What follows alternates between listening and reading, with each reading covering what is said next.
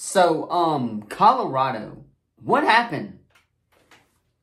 I mean, I honestly don't know what happened to Colorado. When I went to bed, it was 28-3. And when I wake up, it was like 49-46 or 46-43 or something crazy like that. So, Colorado looks like they blew it. Now, other news and some breaking news before we hit on these college football week 7 reactions, I believe is what week it is. Brock Bowers officially out for 4 to 6 weeks. That is a big, big blow to the Georgia offense, especially considering their next upcoming games as well. He is really their only weapon, and he's the reason that they beat Auburn. But he is out for 4 to 6 weeks, so a big blow to Brock Bowers. But Colorado, what happened? That's my question of the week, is what happened in Colorado. The Oregon-Washington game was absolutely amazing. So, without further ado, let's go ahead and hop into some SEC Week number 7 reactions, as we have a bunch of picks to get to this week as well. Alright, so the first game on the schedule, and you guys know by now, we go on the schedule, talk about the games, talk about my reaction to the scores, and what I liked, what I didn't like. So, the first game is Georgia and Vanderbilt, and this is where Brock Bowers got hurt. He left in like the second quarter, I believe. Carson Beck, though, 261, 1 touchdown, 1 interception on the day. Not bad. The Georgia running game did it for Georgia. It scored 1 touchdown. Edwards, 20 carries, 146 yards. So, the running game for Georgia was there. The receiving game, not so much. Obviously, with Brock Bowers being hurt, that doesn't really help them. It looks like Vandy started to creep back a little bit, but their comeback fell a little bit short, and Georgia was the one who sealed the deal. Now, Brock Bowers, again, being hurt, hurts Georgia a lot, especially getting ready for their upcoming game against Florida in 2 weeks. I believe they have a bye this week, so they can prep for that. We'll have to wait and see. But overall, Georgia's run game got it done for the Georgia Bulldogs, and Vanderbilt could come back, fall short. That's all I got for that game. All right, moving on. You got Alabama and Arkansas almost came back. Again, their comeback was very, very short, 21-24. I believe they threw an interception or incomplete pass on a 4th down. I watched most of the game. I didn't really see the end just because we were getting ready to warm up for competition and stuff like that. However, Alabama almost came back, or Arkansas rather almost came back. And it looks like Jalen Milroe had a pretty good day. Jalen Milroe looked hurt from what I was watching. It looked like something was bothering him. Now, what that could have been, I don't know. Nick Saban will address it, hopefully, in a press conference or two. But Jalen Milroe, 238, 2 touchdowns, was a really good part of this victory for the Alabama Crimson Tide. That being said, Chase McClellan did struggle a little bit. 16 carries for 83 yards, no touchdowns.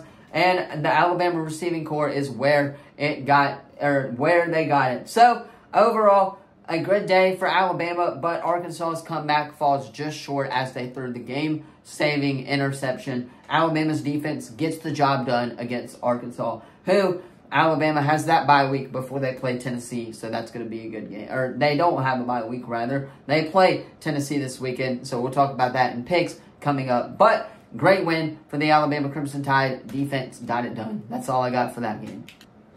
All right, moving on is Tennessee and Texas A&M. It looks like Tennessee had the lead for the majority of this game. Again, I was kind of keeping my eye on this game a little bit, but we were mostly watching Oregon and Washington. So, overall, Tennessee did get the victory, but the offense for Tennessee struggled, especially Milroe. He did not play that great. Max Johnson, on the other hand, for Tennessee, 223, 2 touchdowns. Obviously, the running game was there for Tennessee, 19 carries, 136 yards as well. So, the offense did get it done, yes. However, Joe Milton, did struggle offensively, and he did not look that great offensively as well. The receiving core also got in it as well for Texas A&M. So, overall, not a bad day. If you're asking me, A&M should have won this game, but their defense did give it up. Tennessee and Joe Milton got the job done on offense. So, that's my reaction. That's all I got for this game. Time to move on to the next game. And moving on, you got Missouri and Kentucky. And Kentucky, what happened? I really don't know what happened to Kentucky. It looks like they just had a bad game. Kentucky did not play well. And that's disappointing, especially when it's your homecoming game and it's against Missouri. Missouri, obviously being a really, really solid team, I guess you would say. They're not great, however, but they can get the job done. Now, that being said, it was at home, and you're hosting an unranked Missouri team who, coming in there, has been struggling on offense a lot. So, I don't know what happened with Kentucky, but it's embarrassing to lose your homecoming game. Obviously, you don't want that to happen, especially against a big rival like Missouri. So, my questioning is, Kentucky, what happened? It looks like Cook, though, did have a solid day on offense, 167, 1 touchdown, and 1 pick. So, the rushing game from Kentucky is what held them in there. Other than that, though, the wide receiver corps for Missouri got it done. They scored the 2 touchdowns as well. So, Missouri getting the job done. Kentucky, what happened is my question in that. It's embarrassing to lose your homecoming game. Moving on, you got one of the more exciting games, and then we'll hit on the crapshoot of a game. That is Florida and South Carolina. Now, Florida's quarterback played outstanding. Mertz, or whatever his name is, played outstanding. 423, 3 touchdowns. That was amazing. Amazing performance from him. Spencer Rattler played really, really good as well. So both offenses was clicking. It was a shootout. The game-winning touchdown, I believe, as well, to put ahead Florida. That was incredible to watch.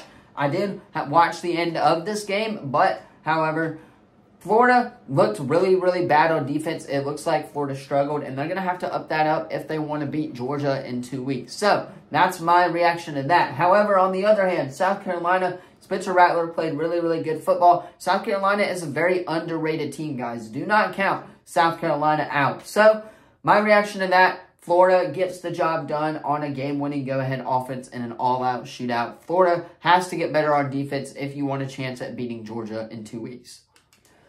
All right, moving on, you got the crapshoot of the game, and that was the 6 o'clock primetime night. So we got embarrassed on national TV, and that is Auburn at LSU. Now, granted, it's a night game at Death Valley, and from what I could tell, Death Valley was just not rocking for me. It didn't look like it was. Now, however, I wasn't there, but based on what I was being told based off of my friends who were there, that stadium really wasn't that loud, and Auburn really has no excuse to play like they did. Jaden Daniels played absolutely lights out, throwing 3 touchdowns, 1 interception. Peyton Thorne, on the other hand, struggled this game as well. I don't know who Auburn should go with as quarterback for Ole Miss. Should they go with Garner? Should they go with Ashford? Or should they go with Peyton Thorne? I think Hugh Freeze is going to find that in practice this week and then ultimately choose their guy. But I hope it's Robbie Ashford. They need a change in quarterback if you're Auburn. We cannot get the ball downfield to save our lives. Our receivers cannot catch